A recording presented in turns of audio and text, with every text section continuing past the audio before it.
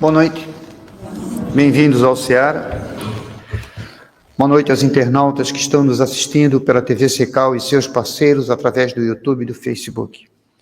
Hoje nós entregamos as cestas básicas dos idosos e esse nosso pedido é para o mês de setembro.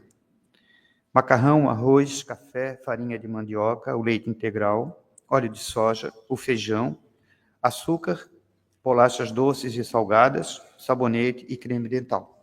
A todos que nos ajudam nesse projeto, os nossos agradecimentos. Palestra especial de amanhã, dia 12, às 20 horas. Sempre lembrando que essa especial tem 50 a 55 minutos de duração. Tem duas palestrantes no Seara, que é indicação minha, exclusivamente minha. Eu que indico. Eu não abro mão. Essa que vai fazer amanhã, eu já venho investindo nesse médium há muito tempo. Muito tempo. E ela tem estudado muito para essa palestra de amanhã, que é a Thaís. Ela vai trabalhar a doença, um chamado à consciência. Por que eu estou investindo nesses dois médios? Porque eles estão estudando demais para trazer conhecimento para todos nós.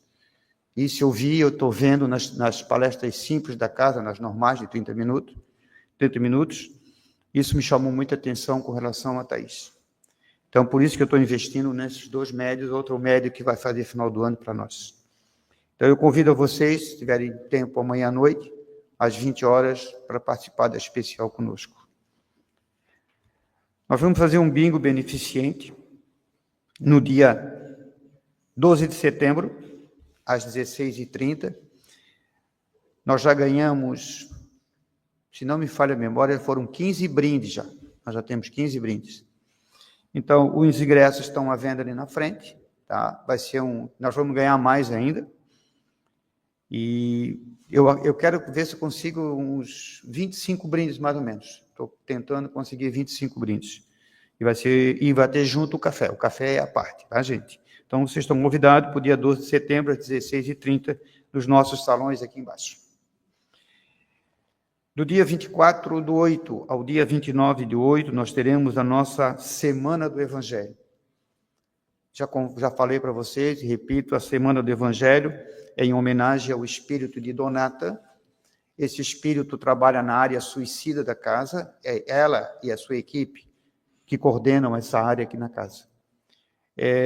Nós fomos um dos primeiros centros espíritas a trabalhar a área suicida aqui na Grande Florianópolis, talvez em Santa Catarina, porque existia um probleminha que não dava para trabalhar, e eu investi nesse trabalho também. Então, a Donata trabalha conosco e a Semana do Evangelho é homenagem a ela, do dia 24, em todos os trabalhos, tá, gente?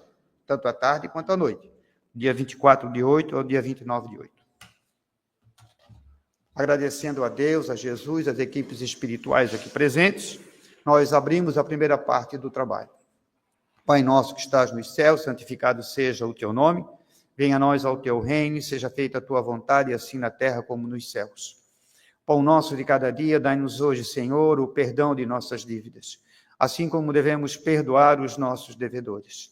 Não nos deixes cairmos em tentações, mas livra-nos, Pai, de todo mal e que assim seja. Em nome de Deus, em nome de Jesus, das equipes espirituais aqui presentes, damos como aberto o trabalho desta noite, que assim seja. Passo a palavra ao nosso irmão Jean.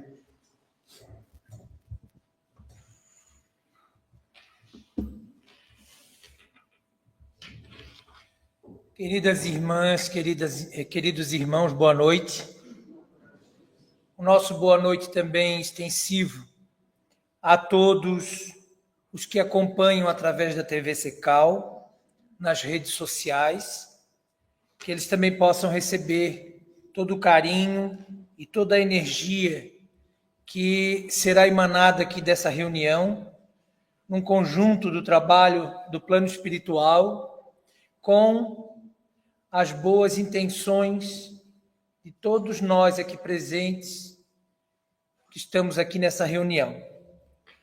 Trago o abraço fraterno do Centro Espírita, do Grupo de Trabalhadores do Centro Espírita Juvencio Araújo Figueiredo, do qual nós fazemos parte desse grupo e, desde já, agradeço o convite da casa, agradeço a Deus pela oportunidade de aqui estar e agradeço a espiritualidade por poder contribuir de alguma maneira com esse trabalho tão importante que é o da divulgação da doutrina. Bom, a introdução hoje foi 1 minuto. Porque eu tenho um monte de coisa para falar. São 9 itens. Nós vamos abordar hoje o capítulo 6º do Evangelho segundo o Espiritismo. Não era o tema que eu estava preparando. O tema que eu trabalhei no sábado, noutra casa, que era a parábola da vinha, os trabalhadores da última hora. Mas na última hora eu vinha no carro, depois de ter feito a palestra lá, assim, não é esse tema, não vai, e não ia encaixar, e não ia fluir. E aí, tá, se não é esse, o que é então? Fala sobre o Cristo Consolador, que é o capítulo 6º do Evangelho segundo o Espiritismo. É um capítulo curtinho, só que na nossa preparação deu 9 itens. Então tem bastante coisa aqui. Das 10, 12 páginas eu consegui resumir para 6 e nós vamos tentar então dar sequência dessa maneira. Falaremos sobre o que significa ser consolado, o jugo leve, a fé no futuro, consolador prometido, a nova compreensão da dor, espíritas, amai-vos, instruí-vos, o grande médico das almas, devotamento e abnegação, a aplicação na vida cotidiana. Se não der para fazer isso tudo, a gente vai até onde der. Porque quem comanda não somos nós, né? Pela própria escolha do tema já dá para perceber. Então, nós vamos lá no que o Cristo falou, que está lá no capítulo 6º do Evangelho. Ele diz o seguinte, em Mateus, capítulo 11, versículos de 28 a 30. Vinde a mim, todos vós que estáis aflitos e sobrecarregados, que eu vos aliviarei. Tomai sobre vós o meu jugo e aprendei comigo, que sou brando e humilde de coração, e achareis repouso para vossas almas, pois é suave meu jugo e leve meu fardo. Então, é sempre atual esse tema, porque nós vivemos num mundo de aflições. O mundo de provas e expiações é um mundo natural de convívio dos espíritos que estão na faixa vibracional, na faixa evolutiva necessária ao mundo de provas e expiações. Então, passar por provas e expiações gera conflito, gera dificuldade. Muitas pessoas vêm à casa espírita convidados pelo convite do amor. Até hoje não conheci nenhuma. Mas a maioria delas vem pelo chamado da dor. É a dor que bate no nosso calcanhar. É aquele incômodo, aquele problema.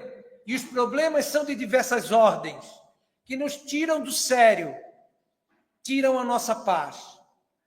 E a gente muitas vezes pensa em tanta coisa, em tanta besteira, né? Como o Pedro agora na abertura mencionou o trabalho da irmã Donata no campo dos suicidas.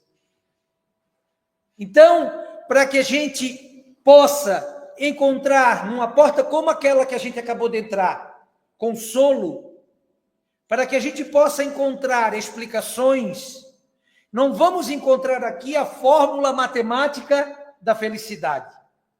Não é possível. Não vamos aqui tecer nenhuma regra que obrigatoriamente nos faça ser feliz. Porque isso depende de cada um. O que nós vamos encontrar aqui é subsídio. Vamos encontrar aqui material suficiente, talvez, para amenizar, em primeiro momento, a angústia que bate os nossos corações E num segundo momento, depois de compreendido, quem sabe começamos a trabalhar nesse sentido, melhorando a nossa condição. Então, o que significa ser consolado? Porque às vezes a gente pensa que ser consolado é alguém que nos pega no colo e faz todas as nossas vontades, que resolve todos os nossos problemas. Não era diferente no tempo do Cristo. Tanto que muitos dos apóstolos ficaram em dúvidas, muitas vezes, diante do que ele fazia, do que ele pregava, porque eles esperavam o tal do Consolador, eles esperavam aquele que ia resolver o problema da vida deles. E é óbvio que era o problema imediatista, era o problema do momento, era o problema da época. Mas o Cristo veio com uma outra proposta, que não era uma proposta imediata, era uma proposta a longo tempo. Porque o Cristo justamente não estava falando de uma vida única, estava falando de várias experiências da vida eterna, da eternidade. Então, quem de nós nunca passou por um momento de sofrimento, perda, decepção ou angústia? Todo mundo já passou. É comum. Às vezes a gente acha que foi o escolhido para ter aquele tal sofrimento, aquela tal dor, aquela perda. Não. Todo mundo já passou. E todo mundo continuará passando enquanto não estivermos mais em condições de expiar, de resgatar. Quando nós conseguirmos suplantar essa característica, aí sim a gente pode falar em um mundo de felicidade, de paz, de tranquilidade. Por enquanto, ainda não dá muito. Então, existem sofrimentos físicos, sim, porque a gente está reencarnado, a gente está num corpo de carne. Nosso corpo é uma máquina. E às vezes essa máquina, ela pede manutenção, ela pede cuidados, ela requer cuidados. E nós, muitas vezes, nós não somos tão cuidadosos desde o início da nossa atual existência, talvez por educação, talvez por formação, por falta de conhecimento, não importa. De repente, a gente não cuidou tão bem assim da máquina. A máquina vai apresentar problema em determinado momento. Não é assim com seus automóveis? É. Se não cuidar do carro, vai dar problema, vai ficar no caminho. Então, a gente tem problemas de ordem física. Mas não são só os problemas físicos, também temos os problemas emocionais. A dor e o sofrimento emocional, que, na maioria das vezes, é a que mais toma conta do nosso ser. É a que mais trabalho dá.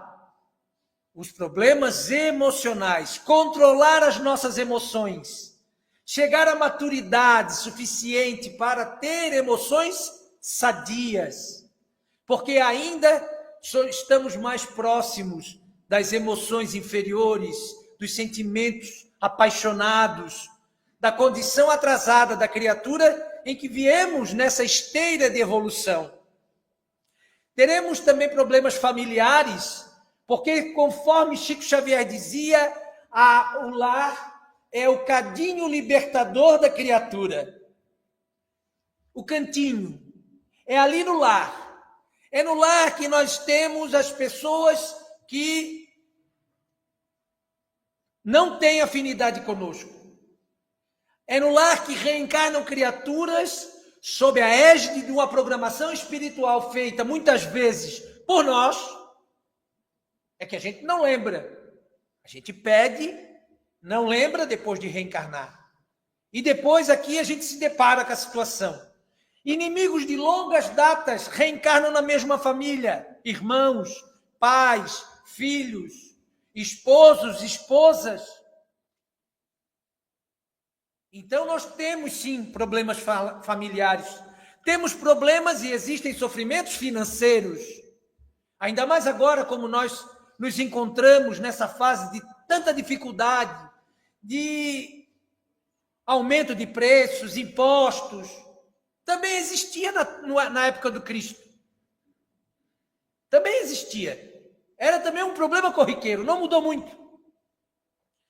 Perdas de pessoas queridas também nos causam sofrimentos, e a gente considera como perda, porque, estando reencarnado, não temos a noção plena e absoluta da vida espiritual, da vida eterna. Então, às vezes, a gente se vê apenas analisando a vida atual, e quando alguém do nosso convívio familiar resolve anteceder-nos no túmulo, a gente sente como perda. Na verdade, a gente não perde absolutamente nada, mas a gente considera como perda. E decepções e frustrações, e aí aqui no termo geral, né, abrangente, decepções e frustrações de todas as ordens nos são problemas, nos são sofrimentos. Jesus não prometeu uma vida sem dificuldades. Ele não falou nada disso. Pode ler o que o Cristo falou aos apóstolos, o que os evangelistas transcreveram. Leiam tudo. Em nenhum momento Jesus está prometendo vida boa. Pelo contrário, ele deu exemplo de uma vida austera. Ele não tinha boas vestimentas, ele se vestia como o comum do povo, ele não tinha nenhuma pedra para repousar a cabeça, ele não tinha palacetes, ele não tinha posses. Pelo contrário, ele veio dar o exemplo, porque na condição de um espírito puro como Cristo é, nada disso teria efeito para ele, e não tem realmente, mas ele nos deu exemplo, por isso ele teve uma vida demonstrando a todos os outros que as dificuldades são inerentes, são naturais. Mas ele ofereceu algo maior, ele ofereceu alívio para a alma. Então, quando a gente fala de consolação, do Cristo Consolador, nós não esperamos que o Cristo retire os nossos problemas, mas ele nos apresenta um alívio, um refrigério. Quando nós entramos em oração, mesmo que estejamos no meio do turbilhão da nossa dor, do nosso problema, seja ele qual for, como os que foram citados aqui agora há pouco, e nós fizermos uma oração, naquele exato momento, nós conseguimos sentir a presença da proteção espiritual. É que a gente não faz. É que a gente não opta pela oração, a gente opta pela reclamação, a gente opta pela revolta, pela raiva. Mas se a gente tivesse esse momento, veríamos que o alívio da prece, o alívio das palavras do Cristo, pegar o Evangelho, fazer uma leitura. Por que a leitura do Evangelho toda noite é indicada antes de dormir? Não é para nos fazer dormir, ela não é um sonífero, apesar de que dá um sono danado ler na cama. Mas é justamente para isso, para que sirva de alívio. Ele veio nos trazer esperança. Vejam que o Cristo falando, ele enche as pessoas à sua volta de esperança. E nós, lendo o que ele falou, nos enchemos também. Porque se não tivéssemos esperança, não adiantaria de nada estar aqui. Se estamos vindo aqui somente com medo do mundo espiritual, eu tô com encosto, eu vou lá para o Pedro tirar o encosto de mim, nem adianta, porque o Pedro já tem mais encosto do que nós. Então, não é com medo da espiritualidade que a gente precisa vir. Encosto, estou brincando, tá, gente? Não é o termo utilizado, eu sei que eu vou receber críticas. Hoje em dia, como é que é o nome? Haters.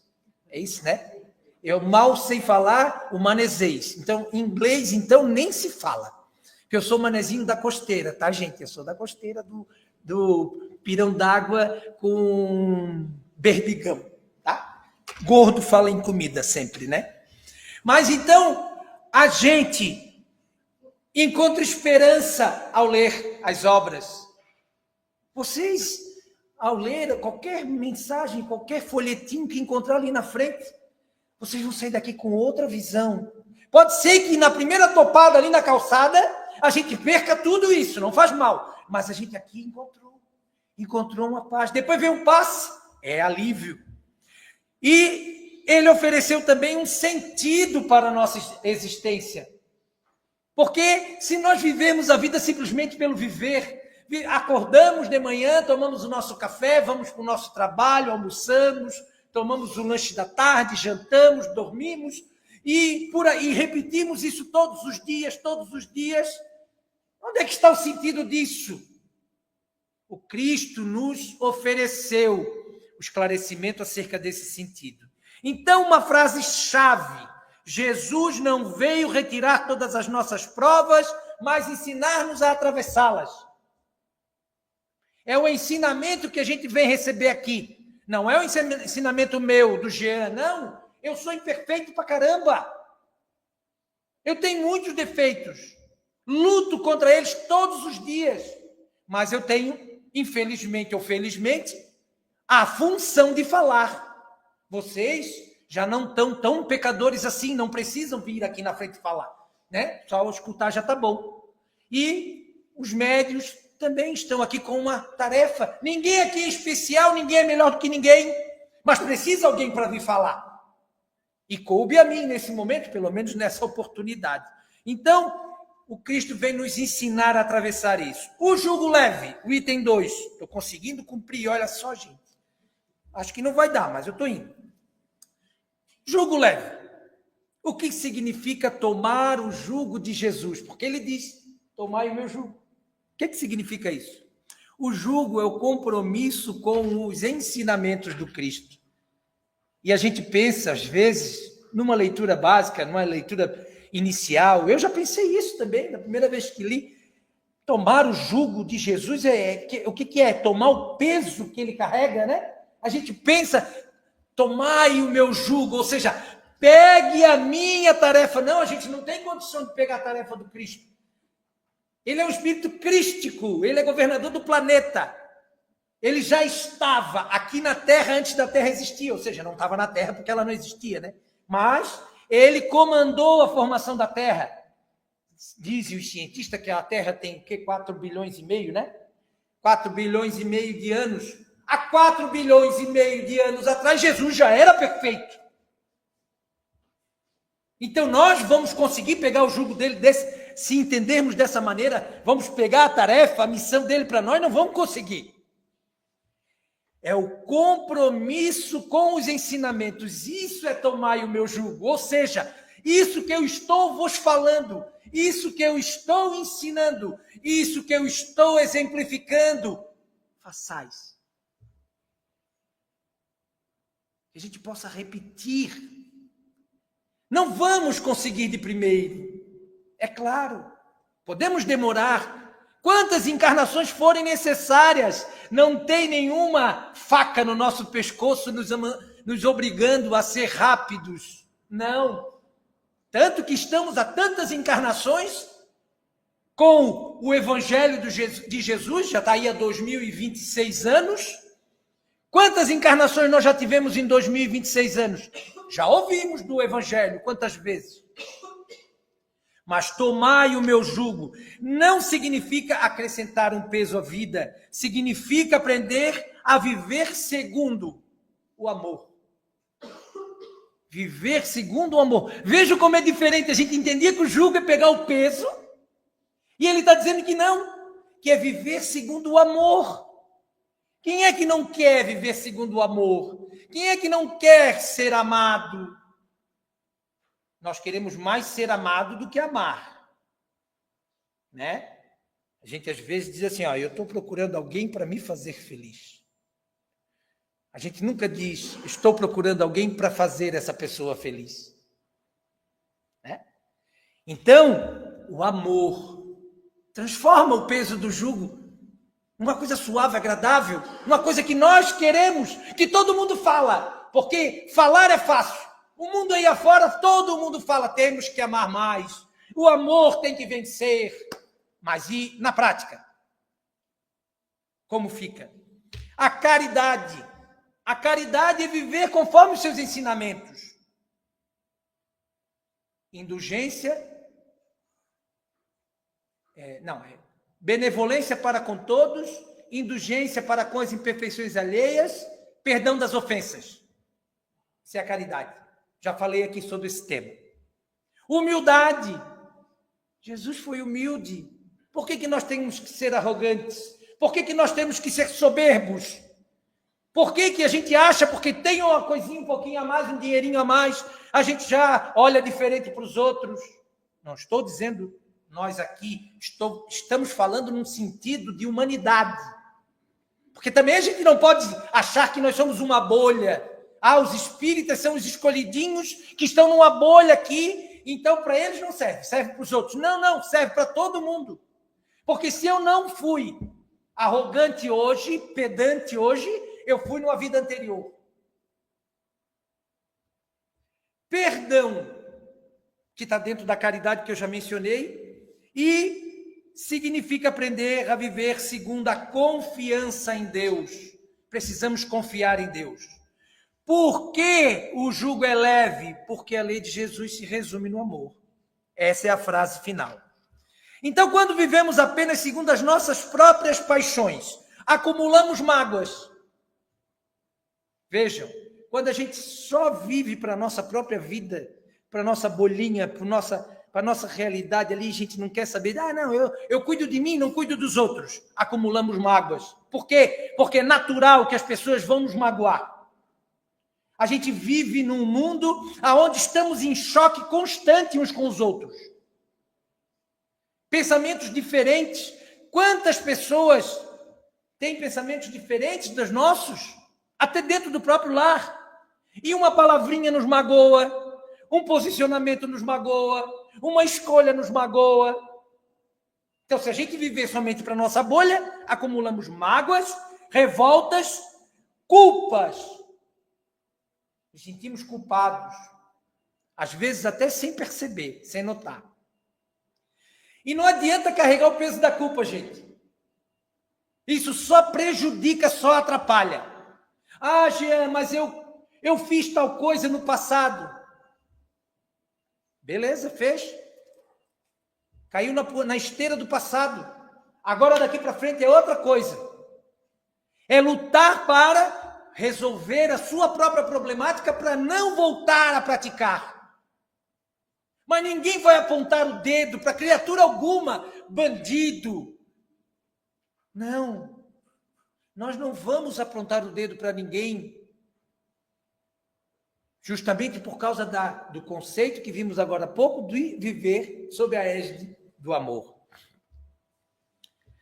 Quando aprendemos a viver segundo o Evangelho, compreendemos melhor,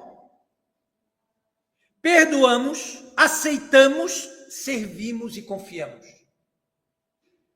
É o Evangelho, você nem percebe, mas lendo o Evangelho todo dia, ou um dia ou outro, ou fazendo estudo aqui na casa do Evangelho, quando você se perceber, você está numa condição melhor. E aí está conseguindo compreender as pessoas. Aquilo que já te ofendia, que a tua esposa, teu marido falava, e você já torcia a cara, ficava todo... Hoje já não faz mais. Os problemas da vida em sociedade já não te incomodam mais. A fé no futuro transforma a maneira de sofrer. Por que as pessoas sofrem ainda mais diante da dor? Porque não compreendem de onde vem, o que estamos fazendo aqui, para onde vamos? As 3 perguntas básicas do espírita. De onde eu vim? Se eu não compreender que eu sou um espírito eterno, que eu sou um espírito já antigo, que eu tive existências anteriores, então eu tenho na esteira da minha vida várias histórias, umas bem contadas, outras mal contadas. Se eu não entender isso, não vou conseguir entender a justiça divina. Se eu não entender que eu vim de um plano espiritual, porque entre encarnações nós vamos para a erraticidade. E enquanto precisamos reencarnar para resgatar, teremos que ir para a erraticidade entre cada encarnação. Então, se a gente não entende que esteve no plano espiritual agora há pouco tempo, que nos foi instruído, foi ensinado, foi falado, tem que fazer tal coisa, vai ser bom para ti isso, vai ser bom para ti aquilo, olha só aqui o teu erro, aquilo que tu cometeu, assim, tudo na boa, tá? Não tem nenhuma obrigação, não tem nenhuma briga, não é uma bronca que os espíritos nos dão, é tudo na boa, é tudo para organizar a nossa encarnação. Se a gente não entender isso, não vai conseguir entender o que se passa na nossa vida atual. Porque muita coisa tem a ver com as causas anteriores das aflições. Mas não é a maioria, não. A maioria das causas atuais. É o que a gente faz hoje. Onde é que eu parei? A gente não sabe de onde vem, não entende por que está aqui. Por que eu estou aqui? Será que eu ter nascido foi um capricho divino? Foi Deus, achou assim, não, vou te colocar no mundo. Não, a gente está aqui com um propósito, aprender. A reencarnação, o papel da reencarnação está lá no Livro dos Espíritos. É o progresso constante. Nós vamos reencarnar muitas vezes ainda. E para onde vamos? Ninguém sabe. Sabemos sim. Sabemos que vamos todos para o plano espiritual. Vamos para a verdadeira vida. Tá, Jean, mas o plano espiritual, aonde que eu vou estar? Vou estar no umbral? Eu não sei, eu acho que eu vou. Vou dar uma passadinha lá no umbral, né? Porque se o Chico Xavier, quando era perguntado a ele, para onde queres ir quando tu morreres, ou desencarnares, melhor dizendo, ele dizia, eu quero ir para o céu. E todo mundo acreditava, né? Chico Xavier vai para o céu. Aí ele dizia, Centro Espírita do Umbral. Céu.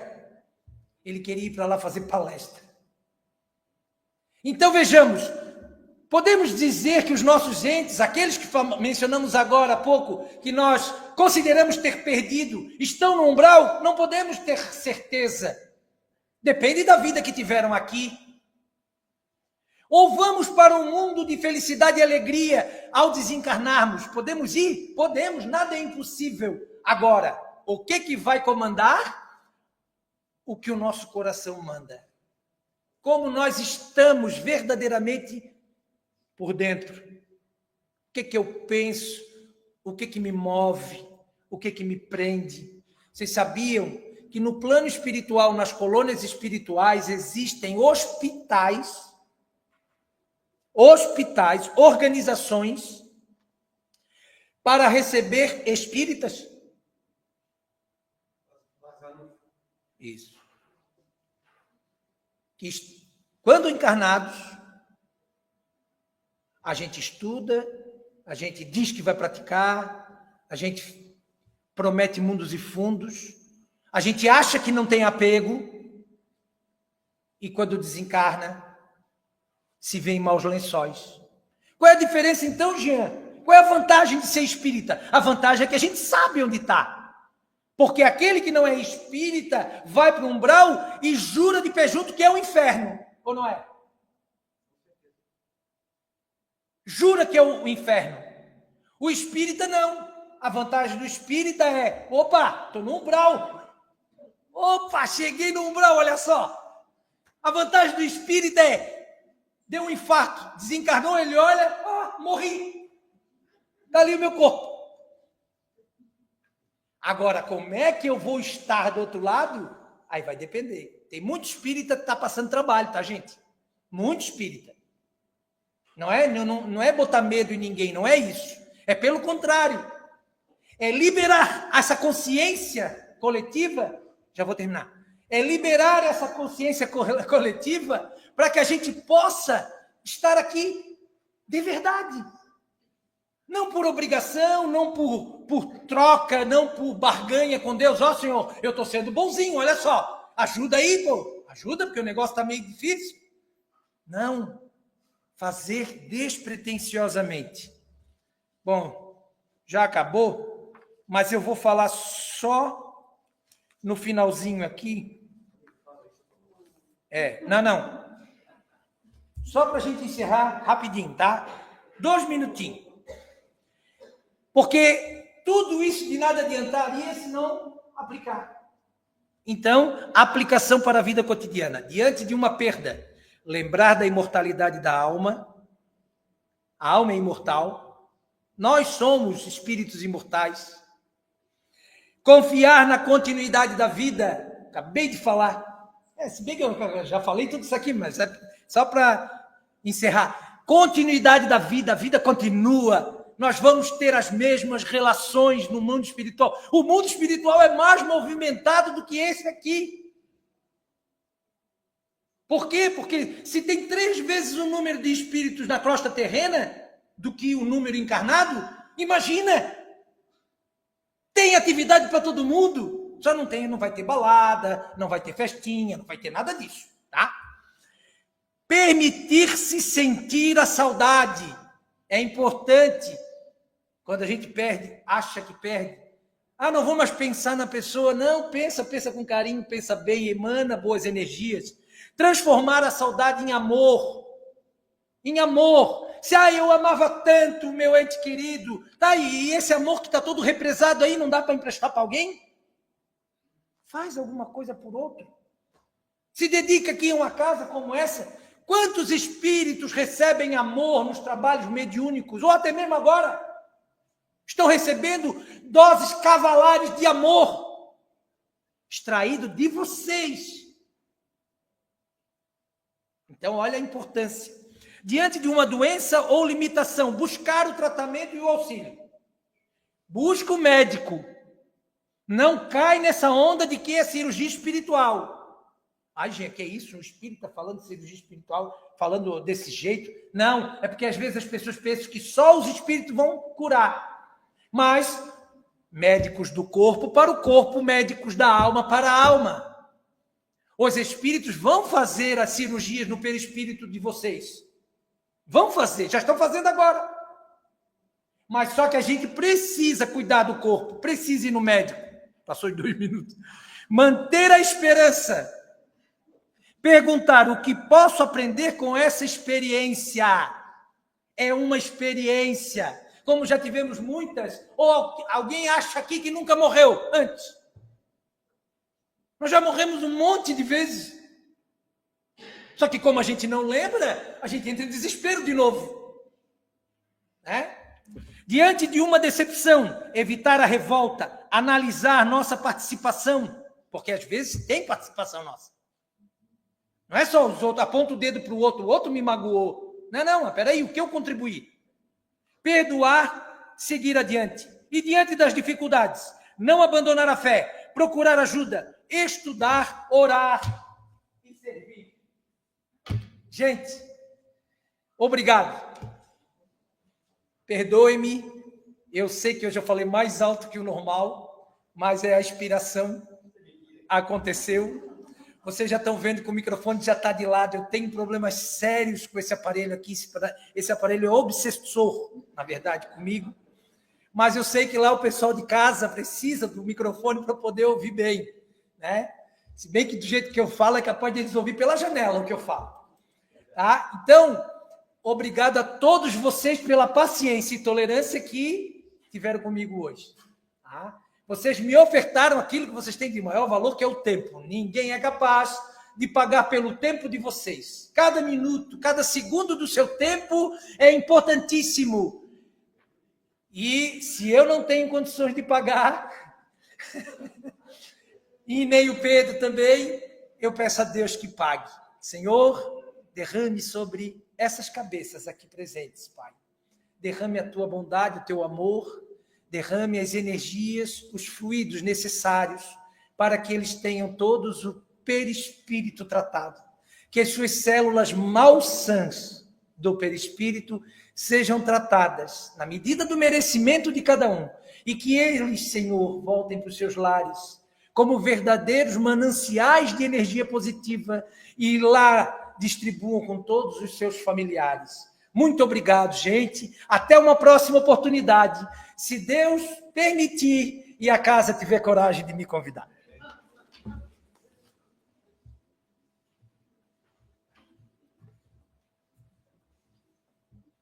Deus, como esse homem fala.